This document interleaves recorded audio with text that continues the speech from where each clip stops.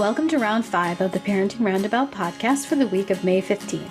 I'm Catherine Haleko, and I'm here with Terry Morrow. Hello.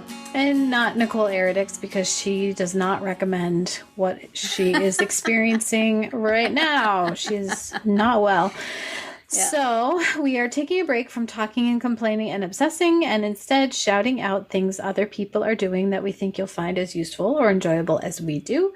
And we call this our Roundabout Roundup. I will start. And Terry, if you... Should I get a tissue while you're talking about this? Yes. If you have the need for some therapeutic weeping, then what you need is the movie A Man Called Otto, which... Oh, just the trailer of it had me a little teary. Yes. It stars Tom Hanks. It is based on the book A Man Called Uwe, I believe is how you say it, which is written by Frederick Bachman.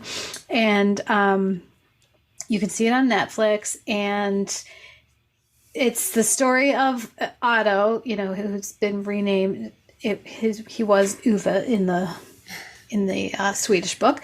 So now and apparently there's a Swedish movie as well.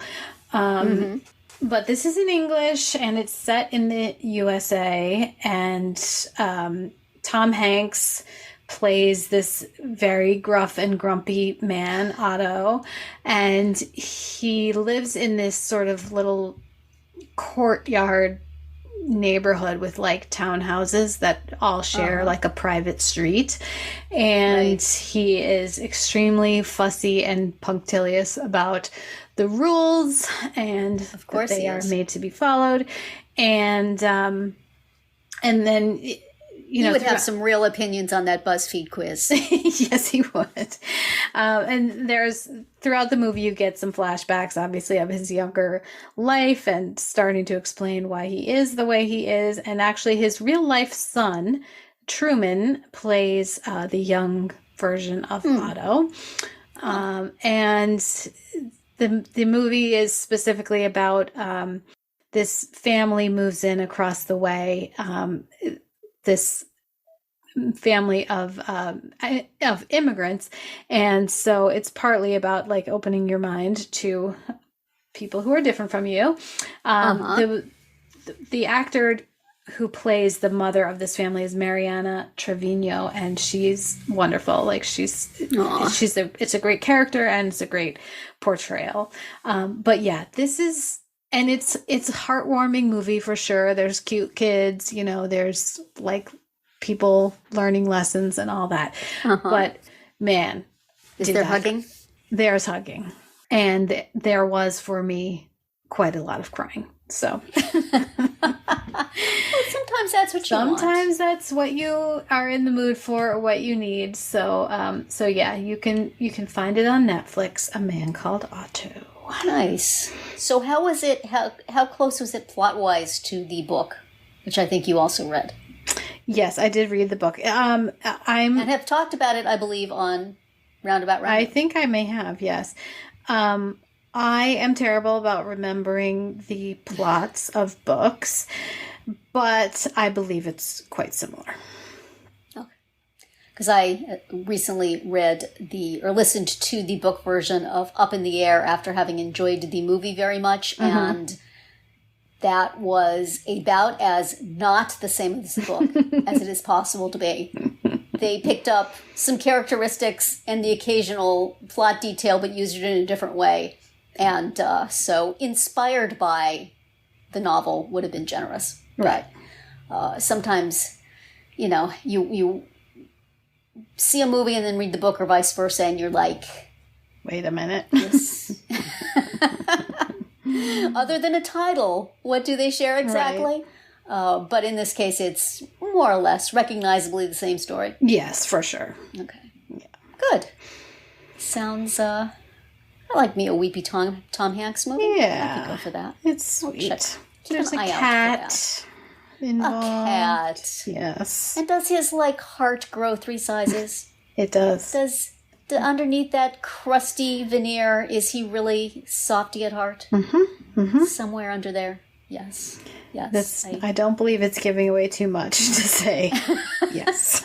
I think you could watch the trailer and pretty much figure that out. Yes. So, and that's what we're looking for. You really don't want to go see a movie where Tom Hanks is an insufferable old coot for the entire time. Yes. Only part of the time. So.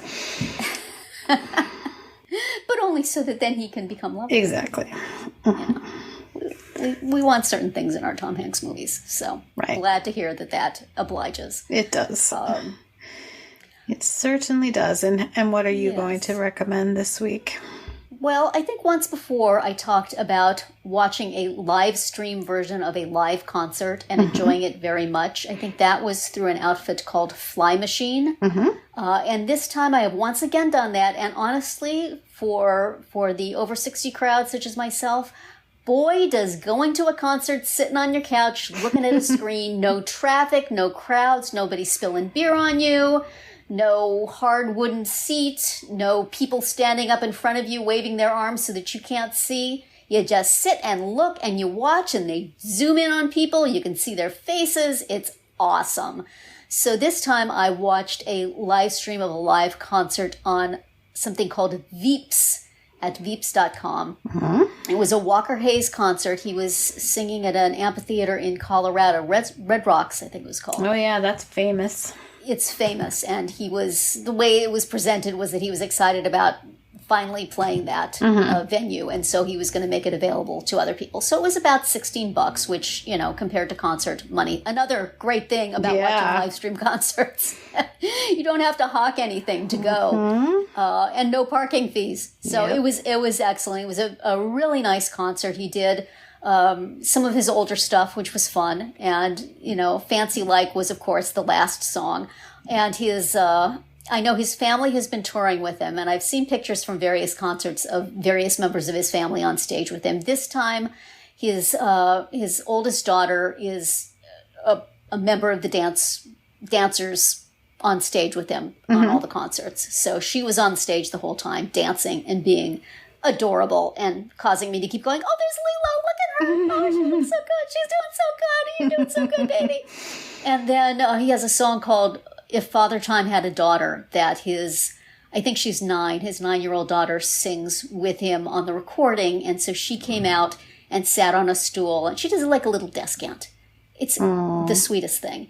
And she's like sitting on a stool looking out at all these people, and her eyes are huge, and it's like her dad's right there next to her on a stool, and she still looked like a little overwhelmed, but she sang with her sweet little voice, and it was lovely. Aww. It was so sweet. And at the end, she popped down off the stool and ran backstage to her mom, but with a big smile on her face. So it was just a really sweet thing, and just the kind of thing I had been hoping to see. And, the concert, the sound was very good, and you can see things close up because they have the cameras. I wish there was a way these live stream outfits could, they do a really good job of limiting the crowd noise, which is mostly great. But every now and then the artist will say, sing it with me, and put the microphone out, and then you don't hear anything, and it seems like nobody is singing along when you know that, in fact, everyone there knows every single word to Fancy Like or whatever. Yeah. And I wish there was a way they could filter it in and out as needed, but I understand that would be difficult, and it's just a small quibble. I could sing for them. It'll be fine. But, if you like this idea of live stream live concerts, go take a look at Veeps. They're at Veeps.com. They have a number of upcoming concerts, and they also have past concerts that you can listen to. I think Walker Hayes was live only, but there's some other ones there that you can go back and listen to concerts that happened. And maybe there's somebody that you would like to hear, or maybe there's somebody that you would like to discover. There's one band I saw that was going to be on there, and I thought, I've never heard of them, but they look interesting, and I looked them up, and I started listening to their stuff on Apple Music, so I may go listen to their concert. All right. So it's ways to find new music and enjoy live music from your couch. What could be better other than to be 40 years younger and really dig going to live concerts? Right. I like where I'm at now. And that is it for another week of Parenting Roundabout. If you missed any of our earlier episodes this week, look them up on Spreaker, Apple Podcasts, Amazon Music, or wherever you get your podcasts to hear what we have to say about Mother's Day, parenting quizzes, and Take Your Child to Work Day. You can also find all our episodes at parentingroundabout.com and talk back in the comments there on our Facebook page or on Twitter, where you'll find us at Roundabout Chat. And please visit our Amazon shop at amazon.com/shop/mamitude, where you can find links to a lot of the things we talk about. Have a great weekend, and we'll see you back here on Monday.